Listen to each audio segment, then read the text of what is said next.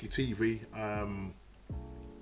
Yeah, not a lot going on again in the transfer news concerning Arsenal. We spoke about this player yesterday, Djene Dakonam, who plays for Getafe, 28 years old. We're still rumoured to be linked with him still. As I said, we still are looking at a centre-back. Arteta has made that clear. But at the moment, it doesn't seem to be nothing going on. It's just very, very, very quiet at the moment. So I don't know whether they're going to be looking at maybe possibly keeping Mustafi. I mean, today I saw him on Arsenal media talking about, locking out social media. And to be honest, the guy's a nice fella. Mustafi's a nice guy and everything. And I think he was talking about basically how he was dealing with, setbacks in certain games and how he sort of overcomes it. And I don't know why all of a sudden Arsenal have decided to put this out at this particular time. It's interesting that they're putting this video out at this particular time. Now, listening to him, there was a part of me that thought, you know what, you're a nice guy, and yeah, in some cases I do feel sorry for him. I know you want to do well for the club, but it's just that, you'll have 1 or 2 good games, and then 2, 3, 4 games you're just messing up. And that is the problem that we can't take. For me, we can't take that risk. As much as he's a nice guy, he says some good things. I mean, check it out on Arsenal media, where he talks about his struggles and how he tries to overcome them. And there were some heartfelt moments there. But is it a case of what we might leave Djene Dakonam and possibly keep Mustafi? I know he's still linked with Galatasaray, but there's been no movement at the moment on that front. So there's a big chance that he could be likely to stay at the club. And Arteta already, I was reading again in the Sky Sports News that he's willing to give him a lifeline. So at the moment, it seems that all things are pointed to Mustafi staying. So we might not end up going for Getafe. If we do, we may probably go for him in the summer. Or if Upamencano is still available, go for him. He's a much better player, much younger. But there's some big decisions that Arsenal need to make, especially come the summer. We've got William Saliba, who's going to come back from his loan spell from St Etienne in the summer. But we really need to push on, and we really need to be solidifying our defence. Mustafi, for me, is not the answer. He's not the future. It's got to be either Upamencano, or if we are going to take a risk with this Djene Dakonam, he's quietly doing his thing in Getafe. He made it into La Liga Team of the Year. So, he's an okay defender. I'm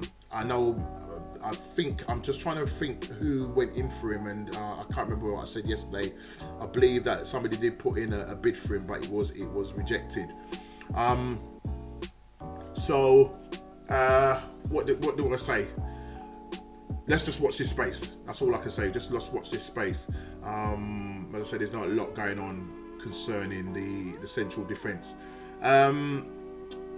The player that we spoke about yesterday as well, what's his name now? I'll find it. Yeah. Layvin Kurzawa. If I'm pronouncing it right. Layvin Kurzawa. Left back, 27-year-old, plays for PSG. Arsenal is in talks with him, in talks with PSG and their representatives as well, about bringing him, possibly talking about a 5-year deal. Wow. For a left back that is at the moment nursing a bad back, or essentially possibly a bad back. We don't know what the situation is until, if he does come, we'll probably find that out in the medical. I'm hoping we don't do a Kim Källström. Please do not do a Kim Källström.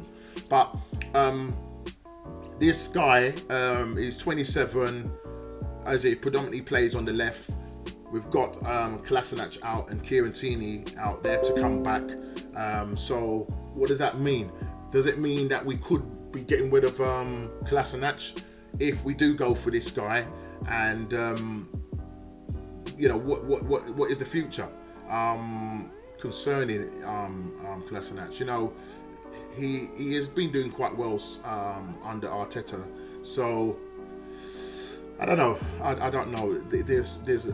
You can see my brains are going at the moment. It's just hard to know why we would be looking to, you know, get this guy in when we should really be focusing on a central defender. I mean, as I say, he's played for France, capped with France 13 times,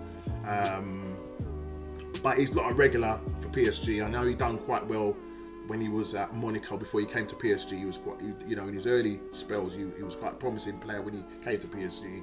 Quite a promising player, but it seems like his form has dipped.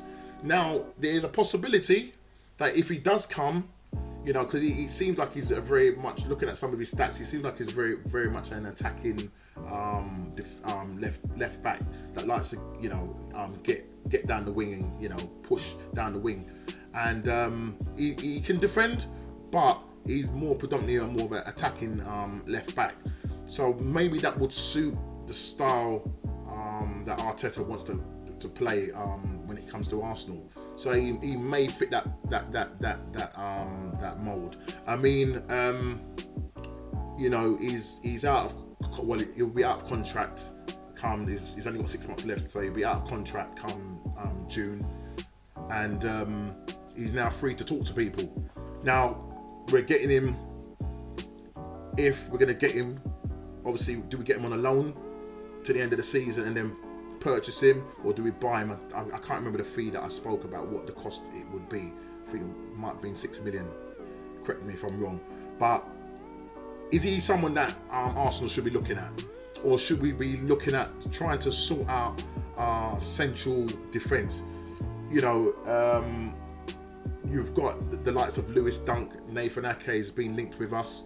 You know, Chelsea have pulled out of the race to sign him. So could we look at a Nathan Ake? Is there a possibility that we could maybe get him?